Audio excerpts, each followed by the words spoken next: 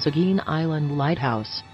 The Seguin Island Lighthouse, built in 1857, is the tallest lighthouse in Maine. One of its earliest lighthouse keepers lived there, with only the company of his wife for many years. She was very lonely, and took to playing the piano at night, to break the silence, but her husband seemingly had no outlet for his own feelings of isolation and loneliness. Apparently driven to madness, he took an axe and bludgeoned his wife to death, before committing suicide. Many people claim to have heard the ghostly sounds of piano music floating from the lighthouse at night, even though there's been no piano inside for many years. In 1985, a decision was made to decommission the lighthouse, and a warrant officer stayed the night to ensure all furniture and other items of value were packed and put onto a boat. During the night, the officer woke with a start. The bed he was sleeping in was shaking violently, and a voice screamed at him to get out of the building. The brave officer wasn't too perturbed by this experience, however, staying until the next day to pack up all the items he came for and send the boat on its way.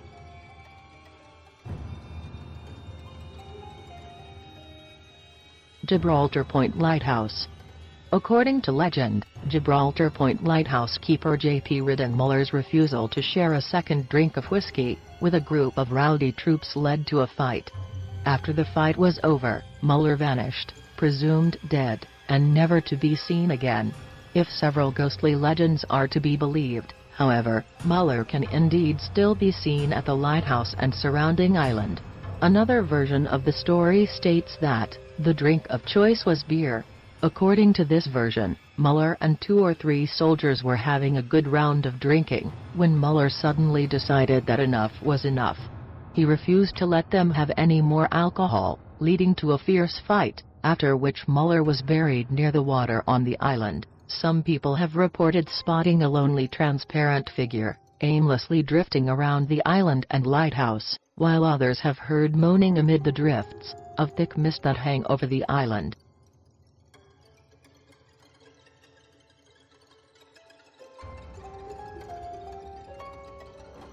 Tillacre Lighthouse. In a recent BBC article, several eyewitnesses detailed their ghostly encounters at the Tillacre Lighthouse in the UK. Most of the accounts include sightings of the ghost of a lighthouse keeper pacing the walkway of the lighthouse tower, which has been out of service since the 1840s.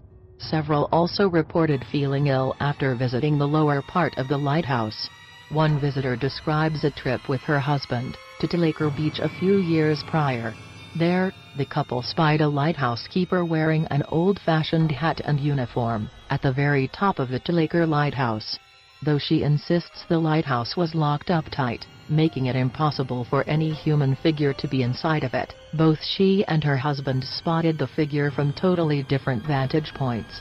Another visitor at the beach was taking pictures with her children on the lighthouse steps when her 6-year-old son suddenly complained that he was feeling sick. By the following day, he had a high fever and severe tonsillitis. Eerily, 4 of her 5 children soon came down with the same symptoms. Fortunately, upon their return home, all the children quickly became well again. It must have been quite a shock to the woman when she discovered that the lighthouse keeper had died of a fever. Souter Lighthouse. The Souter Lighthouse was constructed in 1871 on Lizard Point, Marsden in northern England. It is also now known as one of the most haunted lighthouses in the UK. Legend has it that the niece of the famed Grace Darling, Isabella Darling, makes ghostly rounds in the Souter Lighthouse. She is known for her heroic efforts to save crew members from the sinking ship SS Forfarshire during a storm in 1838. It is not clear why Isabella haunts the lighthouse. Lighthouse staff have reported spoons floating in midair, unexplained temperature drops, and even physical interaction with some staff members, who say they were pulled or grabbed by an unseen hand. Some visitors have even heard their names called by a female voice, while others have heard crying, and seen the apparition of a young girl assumed to be Isabella. Isabella isn't the only ghost said to haunt the Souter Lighthouse, either. Another story tells of a lighthouse waitress who was walking down the kitchen corridor one evening when she stopped dead in her tracks. Standing at the end of the passage, there was a man wearing a lighthouse keeper uniform. He disappeared before her eyes, leaving only the faint scent of tobacco in the air.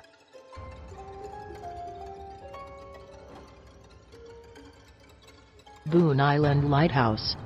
The spookiest and most tragic tale surrounding the Boone Island Lighthouse, which has seen numerous shipwrecks and other tragedies, revolves around a woman named Kathleen Bright. In the mid-1800s, Kathleen became the blushing bride of the lighthouse keeper at Boone Island. She relocated to the lighthouse with her new husband shortly after their wedding for what she surely thought would be happily ever after. From there, the story takes many twists and turns.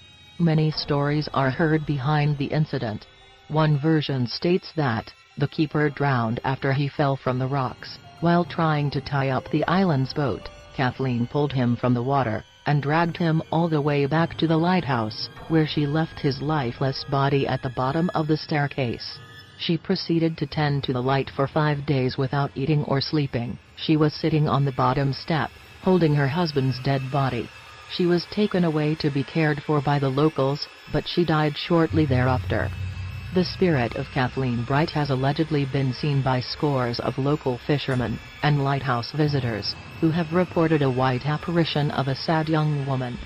Many have also reported hearing a terrible wail coming from the lighthouse at night and during stormy weather. A Coast Guard lighthouse keeper stated that his dog chased a mysterious invisible entity all around the small island. Another 2 lighthouse keepers were shaken up when they saw the light come on inside the lighthouse, when they were both outside and no one else was on the island.